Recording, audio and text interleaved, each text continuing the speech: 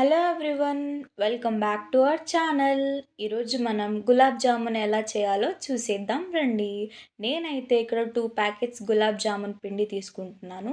మీకు ఎన్ని ప్యాకెట్స్ కావాలంటే అన్ని తీసుకోండి. తర్వాత మనం మిల్క్ బాయిల్ చేసుకోవాలి. ఈ మిల్క్ అనేది చల్లార్చుకోవాలి. అప్పుడే మనకి కలుపుకోవడానికి బాగుంటుంది అనమాట. అప్పుడే మనకి సాఫ్ట్గా కూడా వస్తాయి గులాబ్ జామున్ అనేవి. వాటర్తో కూడా కలుపుకుంటారు, కానీ మిల్క్‌తో కలుపుకుంటే టేస్ట్ ఇంకా సాఫ్ట్‌గా ఉంటది గులాబ్ జామును. గులాబ్ జామున్ పిండనేది మరీ గట్టిగా కలిపేయకూడదు. అలా అని చెప్పి మరీ పల్చగా కలిపేయకూడదు. సాఫ్ట్‌గా కలుపుకోవాలనమాట. అంటే కొంచెం కొంచెం పాలు తీసుకొని కొంచెం కొంచెంగా కలుపుకోవాలి. అప్పుడే మనకు అర్థమవుతుంది ఎన్ని పాలు వేసుకోవాలి, ఎలా కలపాలి అనేది. పిండి కలుపుకున్న తర్వాత జీరా ఎలా తయారు చేయాలో చూసేద్దాం రండి. 2 గ్లాసుల వాటర్‌కి 1 గ్లాస్ చక్కెర అనేది వేసుకోవాలి. మనకి పాకం అలా ఏం రావాల్సిన అవసరం లేదు. జస్ట్ చక్కెర కరిగితే చాలు. తర్వాత మనం ఇలాచీలనేవి పైన వేసేసుకోవాలి. తర్వాత చక్కెర కరిగేంత వరకు స్టవ్ మీద పెట్టుకొని తర్వాత పక్కన తీసి పెట్టేసుకోవడమే. మనకి జీరా అనేది రెడీ అయిపోతది. జీరా అనేది మనం చల్లార్చుకోవాలి. తర్వాత దాంట్లో డైరెక్ట్‌గా మనము గులాబ్ జామున్ బాల్స్ అనేవి దాంట్లో ఏసేస్తామనమాట. ఇప్పుడు గులాబ్ జామున్ బాల్స్ అనేవి ఎలా చేసేసుకోవాలో చూసేద్దాం రండి. తర్వాత ఫస్ట్ మనము చెయ్యికి ఆయిల్ అనేది అప్లై చేసుకోవాలి గులాబ్ జామున్ చేయడానికి.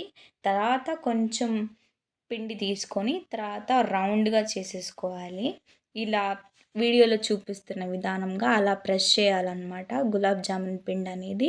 తర్వాత రౌండ్‌గా చేసుకోవాలి బాల్ అనేది. బాల్స్ అన్నీ తయారు చేసుకోవాలన్నమాట. చూడండి వీడియోలో చూపిస్తున్న విధంగా. ఇలా మనకి క్రాక్స్ అనేవి అస్సలు రాకూడదు. క్రాక్స్ వస్తే మాత్రం మనం ఆయిల్‌లో వేసినప్పుడు పైన చిట్పట అంటా పైన పడిపోతాయి. అలా రాకుండా సాఫ్ట్‌గా చేసుకోవాలి. క్రాక్స్ లేకుండా చూసుకోవాలి మెయిన్‌లీ. తర్వాత మనం బాల్స్ అన్నీ చేసేసి ఒక ప్లేట్‌లో పక్కన పెట్టేసుకుందాం.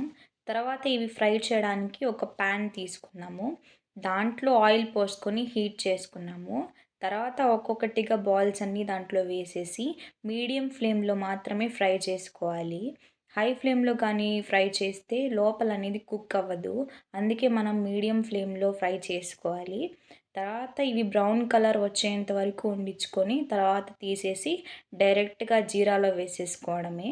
వేసుకున్న తర్వాత ఒక 10 మినిట్స్, 20 మినిట్స్ తర్వాత మనకెంతో ఇష్టమైన గులాబ్ జామున్ అనేది రెడీ అయిపోతుంది. ఇంకా మనం సర్వింగ్ బౌల్ తీసుకొని సర్వ్ చేసుకొని ఇంకా తినేసేయడమే. ఇంకా మన వీడియోస్ మీకు నచ్చినట్లయితే లైక్ చేయండి, షేర్ చేయండి, సబ్స్క్రైబ్ చేయండి అండ్ పక్కనే ఉన్న బెల్ ఐకాన్‌ని కూడా క్లిక్ చేయండి. సరే అండి, ఉంటా. Thanks for watching.